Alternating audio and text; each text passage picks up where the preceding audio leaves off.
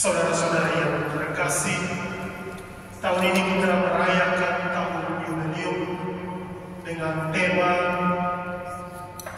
Pesiara Pengharapan. Pesiara yang punya harapan, karena meninggalkan satu tempat menuju satu tempat yang baru. Kalau kita tidak mempunyai pengharapan, maka kita akan berhenti di tengah jalan.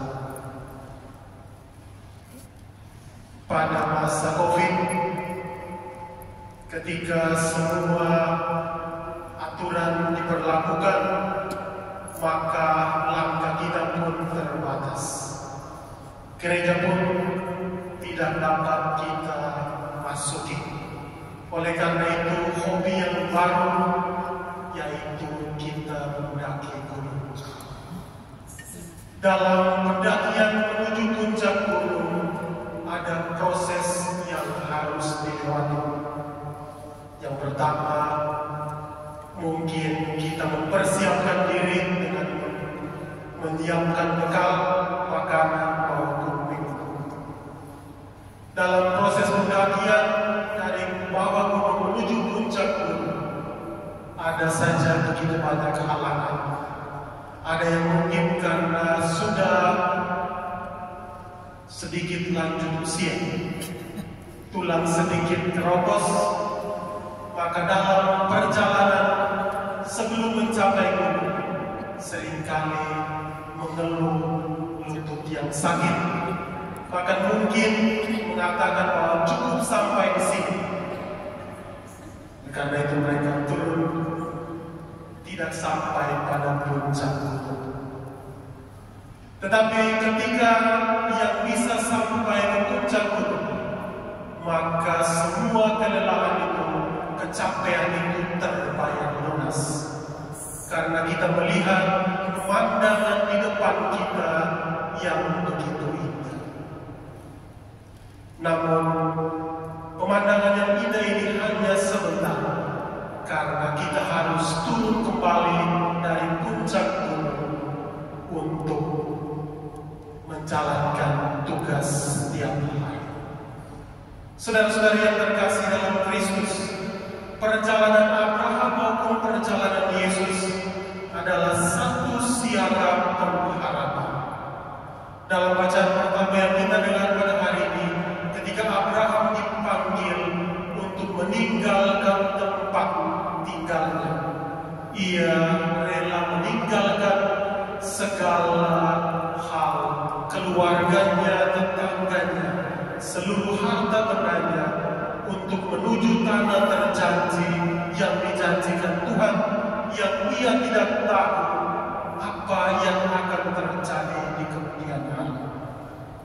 Ia yang sudah lanjut usia, tidak memperoleh anak, namun Tuhan meyakinkan dia bahwa dia akan mempunyai anak seperti pasir di pantai dan bintang di langit. Hanya satu yang pasti, bahwa Abraham mempunyai iman yang teguh kepada Tuhan. Hanya karena pengharapannya kepada Tuhan, ia rela meninggalkan semuanya. Perjalanan Yesus juga merupakan siaga. Ketika ia dibaptis di Sungai Yordan, ia dibawa oleh Roh Kudus untuk memperoleh segala sesuatu yang Tuhan janjikan. Dalam perjalanannya, ia memanggil murid-muridnya di Danau Galilea, dan kemudian dalam perjalanan waktunya, ia harus menyelesaikan misinya di Yerusalem. Sebelum mencapai Yerusalem, mencapai salib kudusnya, ia mengalami transfigurasi. Dan pada hari ini dalam Injil yang kita dengar barusan, kita mendengarkan bagaimana Yesus membawa ketiga murid menuju ke puncak gunung untuk berdoa.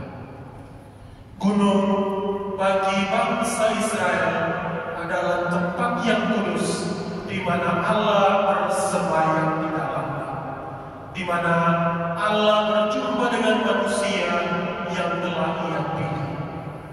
Kita ambil contoh dalam dua cerita dalam kitab Ulangan, bagaimana Musa membawa bangsa Israel meninggalkan perbudakan Mesir menuju tanah terjanji.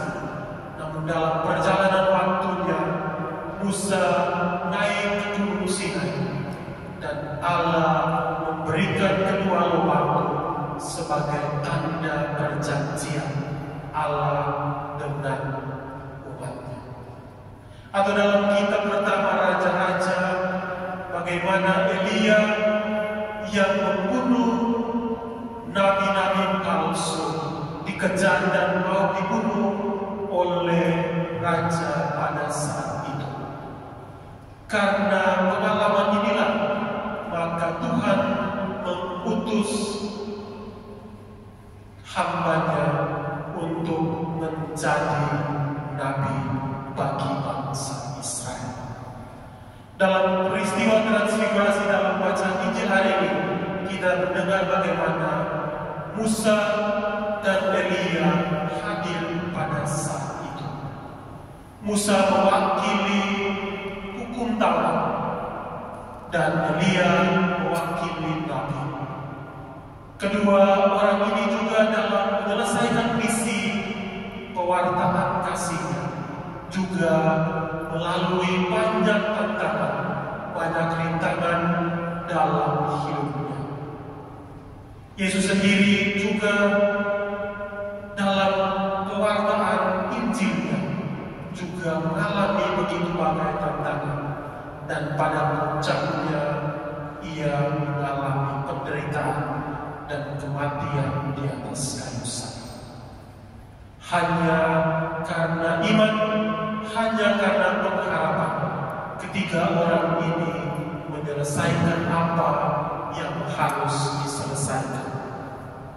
Saudara-saudara yang terkasih, sejarah perjalanan hidup kita juga adalah sejarah siara. Dan kalau kita mau bersiara, kita mesti memiliki pengharapan. Begitu banyak suka dan duka sebagaimana kita mendaki gunung. Begitu banyak kerikil-kerikil tajam, begitu banyak salib dalam hidup kita. Namun kita yakin dan percaya bahwa Allah senantiasa beserta kita. Salib yang kita pikul tidak sebanding dengan salib yang dipikul oleh Yesus sendiri. Namun di balik salib yang dipikul oleh Yesus, kita melihat kemuliaan Tuhan. Oleh karena itu, saudara-saudara yang terkasih, tidak kita pungkiri bahwa hidup kita begitu banyak salib. Oleh karena itu, ketika Yesus memanggil para murid-Nya, Ia memberikan satu hal, satu syarat yang harus dijalani oleh murid-murid-Nya. Barang siapa mau mengikuti Aku, harus menyangkal dirinya, memikul salibnya, dan mengikuti Aku. Salib-salib kita beragam bentuknya. Ada yang punya salib seperti kesehatan, ada yang punya salib mungkin dalam situasi ekonomi, ada yang punya salib mungkin dari keluarganya masing-masing. Tapi salib itu harus kita terima dengan lapang dada, karena kita yakin dan percaya bahwa Allah beserta kita. Sebagaimana dalam kata pembukaan tadi, saya mengatakan kita berdoa untuk Romo Petrus. Hari Jumat kemarin ketika menjenguknya di rumah sakit, sedikit shock melihat kakinya yang diamputasi. Lalu dalam ceritanya, dia masih dengan situasi yang sama. Sedikit mungkin sedih, tapi juga dia punya situasi ceria yang ditampakkan dalam ceritanya. Bagi dia, ini juga merupakan salib hidup yang dia terima sekaligus setiap ulang tahunnya. Tapi dari momen itu sendiri saya melihat bagaimana dia dengan rendah hati menerima semuanya, karena bagi dia hidup adalah sialan, dan dalam kesialan itu kita memikul salib hidup kita. Karena itu saudara-saudara yang terkasih, dengan iman yang teguh seperti Abraham, kita terus bersialan dalam perjalanan hidup ini. Kiranya kita senantiasa mempunyai pengharapan yang teguh, kasih yang setia, dan semuanya ini dapat diselaraskan dalam hidup keseharian kita. Kita berdoa kiranya iman kita semakin diteguhkan, sehingga kita mampu menjadi